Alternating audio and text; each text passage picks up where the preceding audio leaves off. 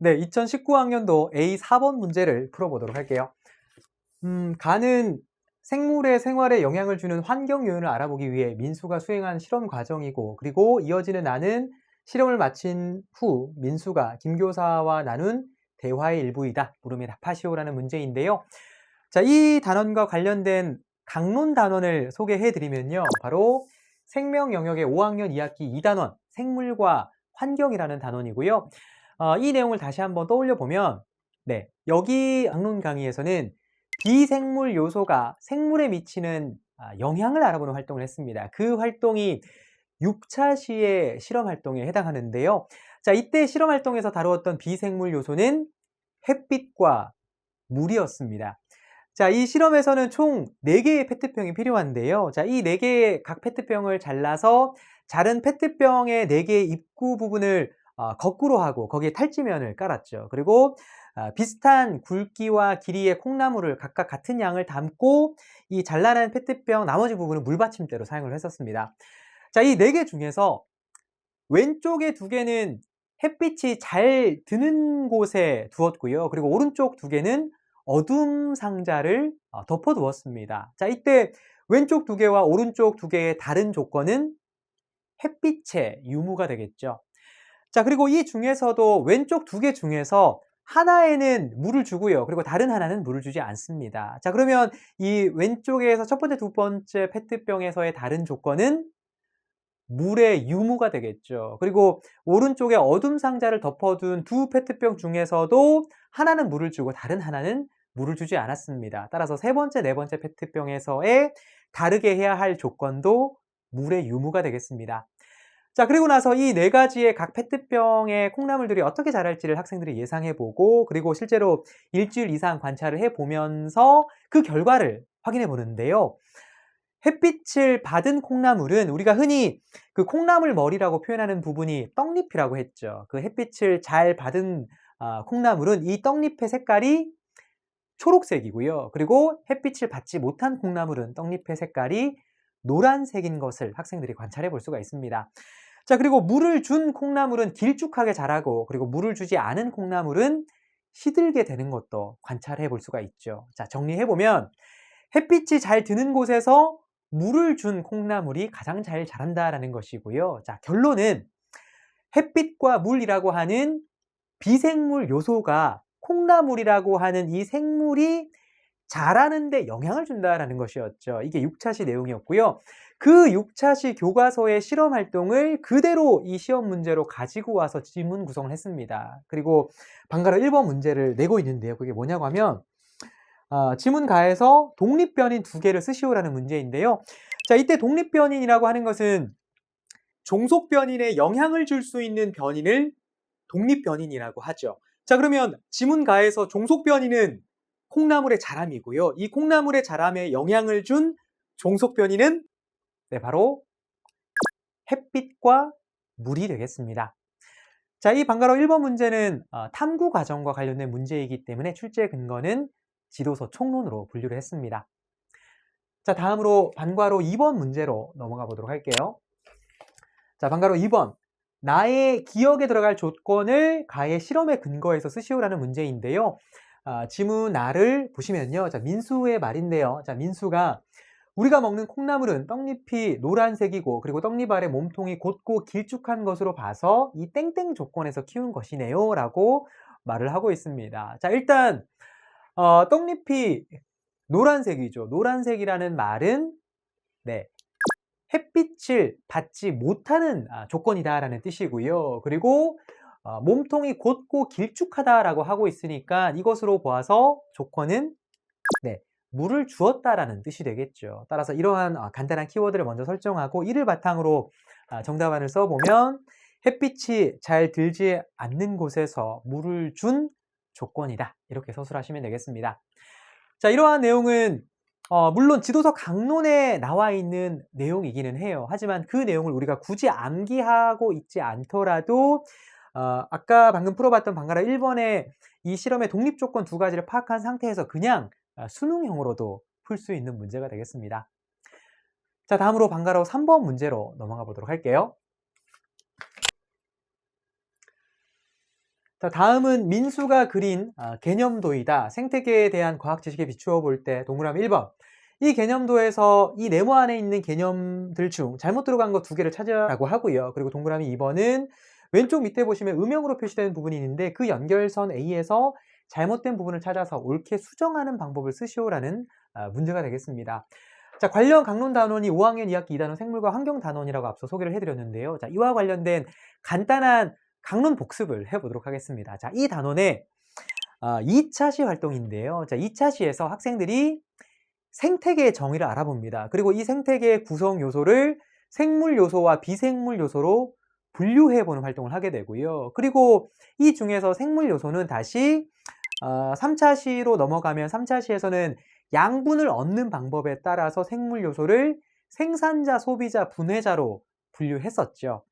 자, 이 중에서 학생들이 가질 수 있는 대표적인 5개념을 소개해 드렸었는데 바로 버섯을 생산자 또는 식물이라고 생각하는 학생이 있다라고 소개해 드렸었죠. 자, 그런데 이 버섯은 나무 껍질이나 낙엽이나 나무 밑동이나 동물의 사체 등의 죽어가는 생물에서 자라면서 그 죽은 생물로부터 영양분을 얻습니다. 자, 이렇게 생물에서 영양분을 얻는 그 과정에서 그 생물들의 사체를 아주 작은 조각으로 분해하고요. 그리고 점점 더 썩게 해서 흙을 기름지게 만드는 그러한 역할을 하기 때문에 버섯은 분해자에 해당한다라고 소개를 해드렸었죠.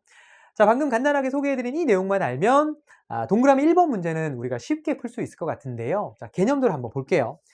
자, 이 개념도를 보시면 이 각각의 박스 안에 있는 키워드들을 어떻게 해석하는지 이렇게 주석을 붙여놨습니다. 그 중에 왼쪽을 보시면 자, 뭐뭐는 뭐뭐과 뭐뭐으로 이루어집니다라고 소개를 하고 있습니다. 그러니까 생태계는 비생물적 환경 요인과 생태 피라미드로 이루어진다라는 뜻인데 여기서 비생물적 환경 요인이라고 하는 것은 비생물 요소이죠. 그리고 생태계는 비생물 요소와 생태 피라미드로 구성되는 것이 아니라 생물 요소로 구성이 되는 거죠. 자, 그리고 이 생물 요소는 다시 양분을 얻는 방법에 따라서 생산자, 소비자, 분해자로 분류해 볼 수가 있습니다. 자, 이 중에서 버섯은 생산자가 아니라고 했죠. 생산자가 아니고 이 버섯은 어디로 옮겨가야 되느냐? 이 세균 옆으로 위치를 이동해서 분해자의 구성 요소로서 이렇게 분류가 되어야 할 것 같습니다. 자, 따라서 방금 1번 문제의 정답을 쓰라고 했으니까 틀린 부분을 찾아쓰라고 했죠. 바로 버섯과 생태 피라미드가 정답이 되겠습니다. 자, 그리고 이제 왼쪽 아래에 음영으로 연결된 연결선을 보시면요. 씨가 싹 트는 조건과 관련된 내용인데요. 자, 관련 강론 단원을 소개해드리면 4학년 1학기 3단원 식물의 한 살이라는 단원에서 이와 관련된 내용이 나옵니다. 자, 그러니까 여기 개념도에 보시면 씨앗이 싹 트는 조건으로 햇빛과 물이 연결선으로 연결이 되어 있는데요. 이 햇빛과 물이 아니죠. 씨가 싹 트는 조건은 적당한 양의 물과 그리고 적당한 온도이고요. 그리고 참고로 식물이 자라는 데 필요한 조건은 물과 온도 외에도 빛과 양분까지 추가적으로 필요하죠. 따라서 이 동그라미 2번 문제의 이 음영 부분의 연결선이 잘못된 부분을 찾고 옳게 수정하시오라고 했으니까 정답은 씨가 싹 트는 데 필요한 조건은 물과 온도이기 때문에 씨앗에 연결된 햇빛을 지운다. 여기까지 쓰셔도 될 것 같고요. 그리고 추가적으로 온도를 추가로 연결한다. 이렇게 써주시면 완벽한 정답안이 되겠습니다. 자, 이 반과로 3번 문제의 출제 근거는 지도서 강론이 되겠습니다. 자, 여기까지 A4번 문제를 풀어봤고요. 다음으로 A5번 문제로 넘어가 보도록 할게요. A5번 문제를 읽어보면요. 김 교사는 전구의 연결 및 전기 안전을 지도하기 위하여 다음과 같이 수업을 실시하였다. 물음에 답하시오라는 문제인데요. 관련 강론 단원을 확인해보면 운동과 에너지 영역의 6학년 2학기 1단원 전기의 이용이라는 단원입니다. 자, 이와 관련해서 지문 내용을 하나씩 차례대로 살펴보도록 할게요. 자, 1번인데요. 학생들에게 기억, 과학실 콘센트의 같은 규격의 가정용 전구 2개, 그러니까 전구 A, B와 퓨즈 1개를 연결한 회로를 구성해서 제시하고 이 회로에서 전구 1개를 빼면 어떻게 될지 예상한 다음 학생들의 서로 간의 생각을 비교해 보도록 한다라고 합니다. 자, 그리고 그러면 이제 여기에서 전구의 연결이 직렬인지 병렬인지는 명시적으로 소개하고 있지 않아요. 하지만 다음 2번을 보시면 그것이 어떤 연결인지를 확인해 볼 수가 있습니다. 2번을 보시면 이 회로에서 전구 한 개를 뺐는데 빼도 나머지 전구의 밝기에는 변화가 없다라는 것을 통해서 실험을 통해 관찰하도록 한다라고 합니다. 자, 그러면 방금 전에 1번에서 기역에서 전구에 연결을 했어요. 그 전구의 연결 방법은 직렬일까요? 병렬일까요? 하나를 빼도 전구의 밝기 변화가 없었어요. 네, 그것은 네, 병렬이죠. 자, 이 기역에 대한 회로 구성과 관련된 문제가 바로 1번 문제인데요.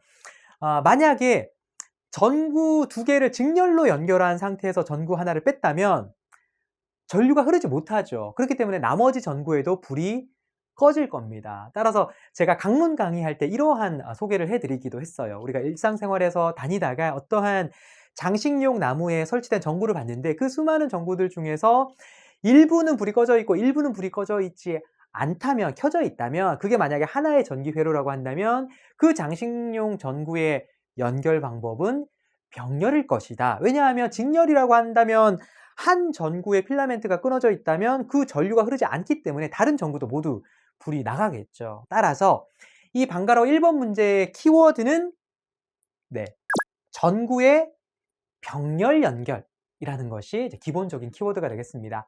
자, 이 전구 두 개와 퓨즈를 이제 연결해야 하는데요. 우리가 회로도를 한번 그려보면 이와 같은 회로도를 그려볼 수가 있습니다. 자, 이때 퓨즈가 나오는데요. 이 퓨즈는 뭐냐고 하면 퓨즈는 높은 온도에서 쉽게 녹는 금속으로 만들어진 연결선이죠. 이 퓨즈에 만약에 과전류가 흐르게 되면 온도가 높아집니다. 온도가 높아지면 이 퓨즈가 쉽게 녹아버려서 끊어지죠. 끊어지기 때문에 과전류에 의한 전기 사고나 또는 화재를 예방할 수 있는 역할을 하는 것이 바로 퓨즈인데요. 이 퓨즈는 여기에 병렬로 연결된 전구 옆에 이와 같이 직렬로 연결을 합니다. 그러니까 정답안을 써줄 때는 전구 A, 전구 B를 병렬로 연결하고 그리고 그 옆에 퓨즈는 직렬로 연결한다. 이와 같은 정답안을 써주시면 될 것 같습니다. 자, 이 문제는 6학년 2학기 1단원 전기의 이용 단원 중에서도 4차 시에서 다루는 그 전구의 연결 방법에 따른 전구의 밝기에 대한 내용이기 때문에 출제 근거는 지도서 강론이 되겠습니다. 자, 다음으로 반과로 2번 문제로 넘어가 보도록 할게요.